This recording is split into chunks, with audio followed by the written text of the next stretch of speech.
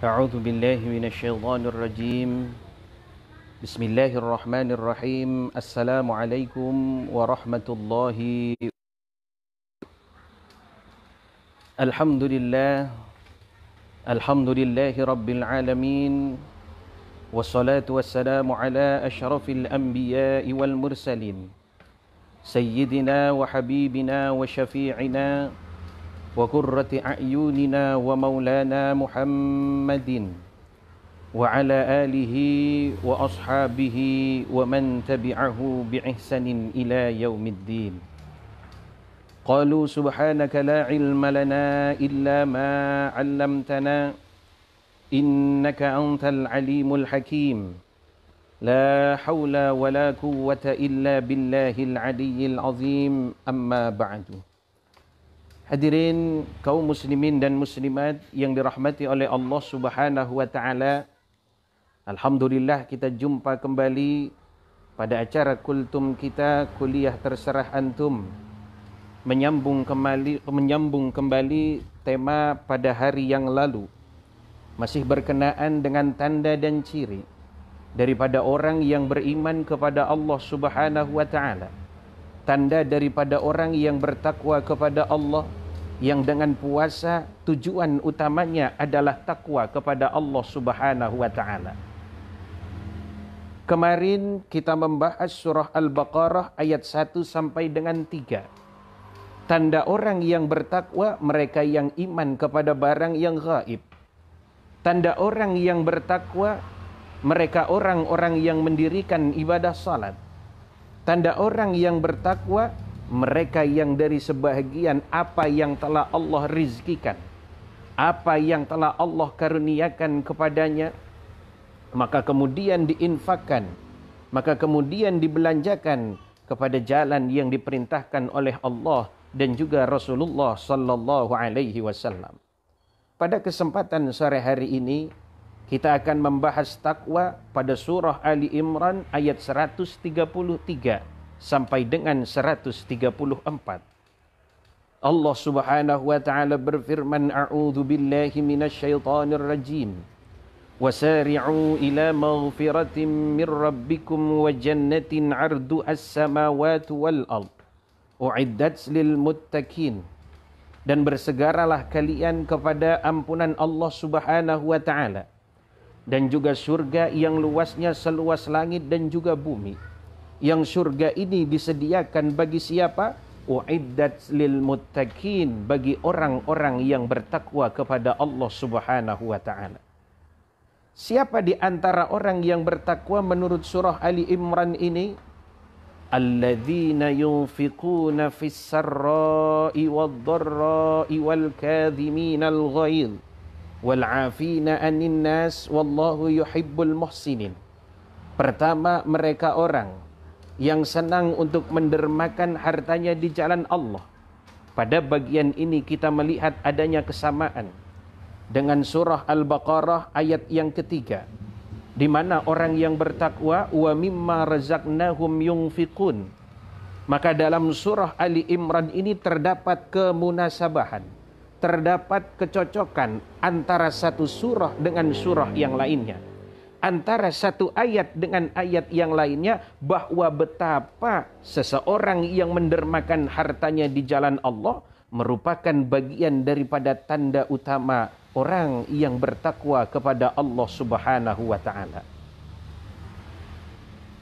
Kapan dia mendermakan harta tersebut? Quran katakan fis sarra'i wad-dharra, baik dalam keadaan lapang, baik dalam keadaan sempit. Baik sedang susah, dia siap mendermakan hartanya di jalan Allah, ataupun keadaannya sedang senang, dia siap mendermakan hartanya di jalan Allah. Baik dalam keadaan kaya ataupun dalam keadaan miskin, dia tetap mau untuk mendermakan hartanya di jalan Allah. Maka jangan bersodakoh nunggu kaya, enggak kaya-kaya, enggak sodakoh. Orang kalau memang dasar mentalnya mental dermawan, mau sedang susah, punyanya enggak terlalu banyak, masih tetap akan bersedekah di jalan Allah. Tapi orang kalau dasar mentalnya mental pelit, bakhil, kikir, korep, medit, Apa kalau kata orang Balikpapan, sekek bilangnya ya. Biar kaya hartanya, biar banyak hartanya, statusnya di tengah-tengah masyarakat tinggi. Kalau memang dasarnya pelit, maka berat untuk menunaikan kewajiban hartanya. Berat untuk mendermakan sebagian hartanya di jalan Allah Subhanahu wa Ta'ala. Maka bersedekah akan mengikis rasa pelit kita. Dengan berbagi akan menghilangkan rasa medit kita. Akan dengan cara berbagi dan mendermakan harta di jalan Allah, sedikit-sedikit akan meminimalisir rasa cinta kita yang berlebihan terhadap dunia. Berarti kalau gitu kita nggak boleh cinta dan senang kepada dunia, Ustaz. Bukan demikian maknanya. Orang tanpa dunia zaman ini sulit untuk bisa bertahan hidup. Dan tidak sedikit ibadah yang perlu adanya sokongan daripada harta. Dengan harta seseorang boleh jadi akan tinggi di hadapan Allah derajatnya ketika benar mentasarrufkan, ketika benar membelanjakan harta tersebut di jalan Allah dan juga apa yang Rasulullah sallallahu alaihi wasallam perintahkan. Jadi kaya sedekah, miskin tetap sedekah. Jangan menjadi mental yang selalu hanya ingin menerima tapi tidak pernah mau memberi. Sebanyak apa engkau menerima, maka sebesar itu pula yang sebesar apa yang kita berikan, maka sebesar itu pula yang akan kita terima daripada Allah Subhanahu wa Ta'ala. Hadirin ma'asyiral muslimin rahimakumullah. Yang berikutnya, kalau tadi alladzina yunfikuna fis sarra'i wadh-dharra, bagian yang berikutnya wal kadhiminal ghaidh, orang yang sanggup menahan amarah. Setiap manusia memiliki fitrah, memiliki amarah, sifat dasar ketika tidak senang kepada sesuatu, ketika diusik martabatnya, ketika disakiti hatinya, ketika disakiti fisiknya, boleh jadi dia akan menjadi marah. Tapi betapa al-kadhiminal ghaidha sanggup untuk menahan amarah ini, yang di dalam kitab tafsir Al-Jalalain kemudian disyarah oleh seorang imam dalam kitab namanya Tafsir As-Sawi, bahwa siapa orang yang sanggup menahan amarahnya, al-kadhiminal ghaid, maka itu salah satu pertanda orang yang sanggup melaksanakan ibadah yang begitu penting di sisi Allah Subhanahu wa Ta'ala. Kita kadang berpikir ibadah itu terlalu formal. Orang sholat ibadah, betul. Orang puasa ibadah, benar. Orang zakat ibadah, benar. Tapi orang menahan amarahnya untuk tidak meluapkan segala apa yang dimiliki dari kemarahannya, itu pun bagian daripada ibadah kepada Allah Subhanahu wa Ta'ala dan dianggap sebagai ibadah yang termasuk bilangan nilainya besar di hadapan Allah Subhanahu wa Ta'ala. Tapi bagaimana Ustaz kalau ada hukum Allah yang dilanggar? Apakah kita tidak boleh marah? Maka hal yang demikian para ulama menyatakan, kalau hukum Allah yang dilanggar, kalau hak-hak Allah yang dilanggar, atau ada hak sesama manusia yang terzalimi, maka berhak orang tersebut untuk marah. Seorang pejabat yang mengayomi bawahannya, yang mengayomi masyarakatnya, ketika melihat ketidakadilan terjadi, maka hendaknya orang yang memiliki jabatan tersebut, dia berhak marah dengan jabatan yang dimilikinya dengan tujuan untuk menyelamatkan manusia daripada bentuk kezaliman. Yang berikutnya wal afina anin nas, orang yang sanggup untuk memberi maaf kepada manusia-manusia yang telah berbuat salah kepada diri kita. Ada satu kisah seorang imam turunan daripada Nabi kita Muhammad sallallahu alaihi wasallam, Al-Imam Hasan. Satu waktu beliau didatangi oleh seseorang dengan tujuan untuk imtihana, menguji daripada Imam Hasan ini. Yang orang ini berkata, "Duhai Imam Hasan, kalau seandainya engkau mencaci aku dengan 1 kali cacian, maka aku akan balas engkau dengan 100 kali cacian." Kemudian apa dijawab oleh Imam Hasan? "Sungguh kalau kau pun mencaci aku dengan 100 cacian, maka aku tidak akan membalas 1 pun cacianmu sebagaimana engkau mencaci diriku." Demikian yang diungkapkan oleh Imam Hasan.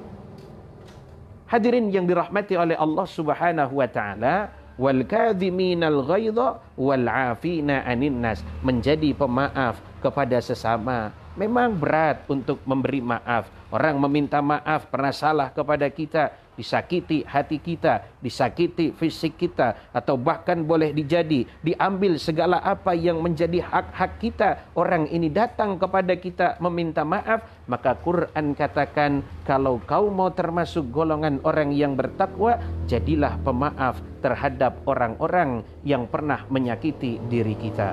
Hadirin ma'asyiral muslimin rahimakumullah. Jadi al-kadhiminal ghaidha wal 'afina 'anin nas, menahan amarahnya kemudian memberi maaf kepada sesamanya, ini salah satu daripada ciri, ini salah satu daripada tanda orang yang bertakwa kepada Allah Subhanahu wa taala.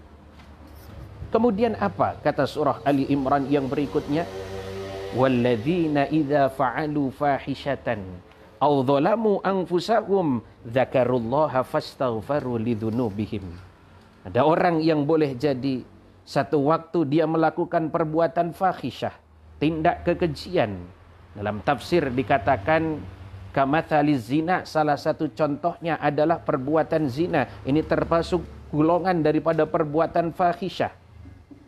Atau yang selain daripada fahisyah, yang selain daripada perbuatan dosa besar, minas saghair, daripada dosa-dosa kecil, tapi bukan berarti kemudian meremehkan dosa yang kecil, kemudian kita meremehkan dosa yang kecil, nganggap ini dosa kecil saja, nggak apa-apa, Allah akan mengampuni, besok akan saya kerjakan lagi. Dalam kitab Nasaihul Ibad dikatakan, kata Al-Imam Ibnu Hajar Al-Asqalani, kemudian disarah oleh seorang imam bernama Al-Imam Muhammad Nawawi Al-Jawi Al-Bantani, dikatakan tidak ada dosa yang kecil kemudian ketika dikerjakan terus-menerus maka lama-kelamaan dosa itu akan menjadi besar. Tapi sebaliknya, tidak ada dosa yang akan besar ketika setiap orang melakukan perbuatan dosa kemudian cepat ingat kepada Allah, fastaghfirullaha lidzunubihim, cepat minta ampun kepada Allah. Karena apa? Wa may yaghfirudz dzunuba illallah, tidak ada yang sanggup untuk memberikan ampunan kecuali Dia, Allah Subhanahu wa taala. Hadirin ma'asyiral muslimin yang dirahmati oleh Allah Subhanahu wa taala, inilah bagian kedua daripada tanda orang yang bertakwa kepada Allah. Setelah surah Al-Baqarah, kita masuk kepada surah Ali Imran. Mudah-mudahan menjadi pengingat bagi kita bersama dan kita diberikan kekuatan untuk menjadi pribadi-pribadi yang bertakwa kepada Allah Subhanahu wa taala. Manusia yang baik bukan manusia yang tidak pernah berbuat salah. Tapi manusia yang baik, manusia yang ketika dia berbuat salah, kemudian dia sadar akan kesalahannya, kemudian cepat merubahnya. Kalau itu ada hubungan dengan Allah, maka cepat minta ampun kepada Allah. Kalau ada hubungan kepada sesama manusia, maka belum cukup hanya minta ampun kepada Allah, tapi harus diselesaikan hubungannya dengan sesama manusia itu tersebut. Mudah-mudahan pertemuan sore hari ini menjadi pertemuan barakah, pertemuan manfaah fid dini wad dunya wal akhirah. InsyaAllah kita jumpa pada esok hari di jam yang sama, di acara yang sama, tentu juga dengan pembicara yang sama. Ala hadhihi niyyah wa ala kulli niyatin salihah. Wa ila hadratin nabiyil mustafa al-fatihah. A'udzu billahi minasyaitonir rajim. Bismillahirrahmanirrahim. Alhamdulillahi rabbil alamin. Ar-rahmanir rahim. Maliki yaumiddin. Iyyaka na'budu wa iyyaka nasta'in. Ihdinas siratal mustaqim. Siratal ladzina an'amta 'alaihim ghairil maghdubi 'alaihim waladdallin. Amin. Allahumma bihaqqil Fatihah wa bisirril Fatihah wa bimu'jizatil Fatihah wa bikaramatil Fatihah wa bijaihi man unzila ilaihil Fatihah. Ya farijal ham, ya kashifal gham, ya man li 'abdihi yaghfir wa yarham, ya dafi'al bala, ya Allah. Allahumma adfa'na al-bala ya arhamar rahimin irhamna. Wa tahiyyatuhum fiha salam wa akhiru da'wana anil hamdulillahi rabbil alamin. Hadanallahu wa iyyakum ajma'in. Wallahu al-muwafiq ila aqwamit thariq. Assalamu alaikum warahmatullahi wabarakatuh.